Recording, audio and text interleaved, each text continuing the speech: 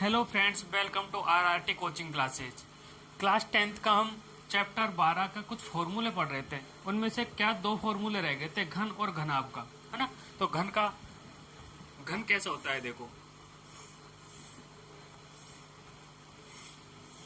ये है अपने पास घन।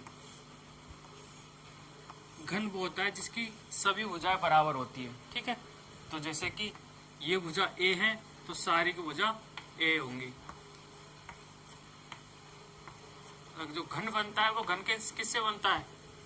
घन बनता है अपने वर्ग से। वर्ग की सारी भुजाएं बराबर होती है तो घन की भी सारी भुजाएं बराबर होंगी, ठीक है। तो टोटल घन में टोटल वर्ग जुड़े हुए होते हैं, कितने होते हैं? 6 वर्ग, ठीक है। तो जैसे मान लो अपन घन का क्षेत्रफल निकालेंगे। घन का क्षेत्रफल, घन का क्षेत्रफल का सूत्र क्या होगा? देखो, वर्ग का क्षेत्रफल का सूत्र क्या होता है? ए स्क्वायर होता है, नहीं होता, ठीक है। तो इसमें कितने वर्ग जुड़ रहे हैं? 6।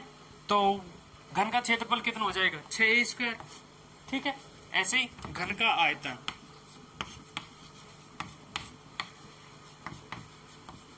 घन का आयतन का सूत्र होता है ए की घात 3, यानी ए गुणा ए, ठीक है।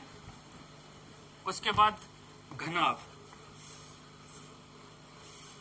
होता है अपना ऐसा, है ना। घनाभ में क्या होता है? उसमें वर्ग जुड़े हुए थे, वर्ग जो अपना घन है, घन में वर्ग जुड़े हुए थे, और घनाभ में क्या होता है? आयत जुड़े हुए होते हैं, ठीक है।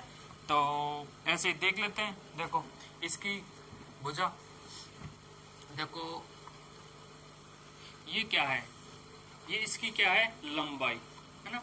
तो ये लंबाई है, और ये क्या है? चौड़ाई, और ये क्या है? हाइट, ऊंचाई। लंबाई है, चौड़ाई है, ऊंचाई है, 3 भुजा होती है इसमें, है ना।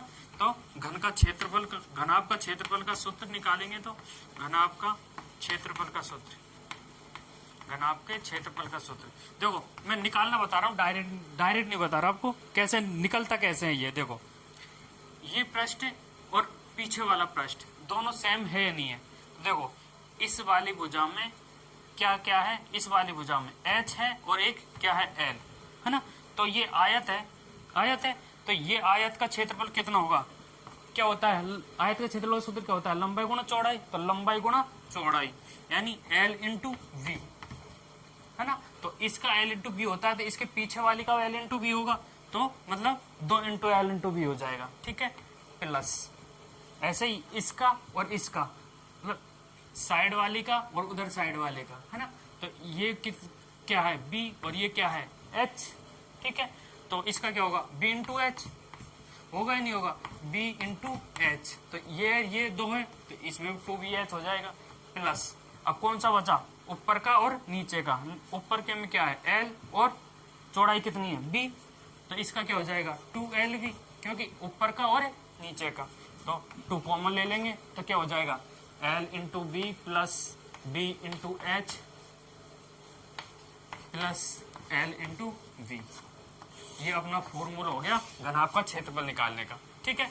ऐसे ही घनाभ का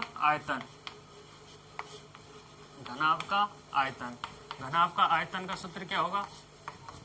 लंबाई इंटू चौड़ाई इंटू ऊंचाई, ठीक है। ये घनाभ का आयतन का सूत्र हो गया, ठीक है। Thank you.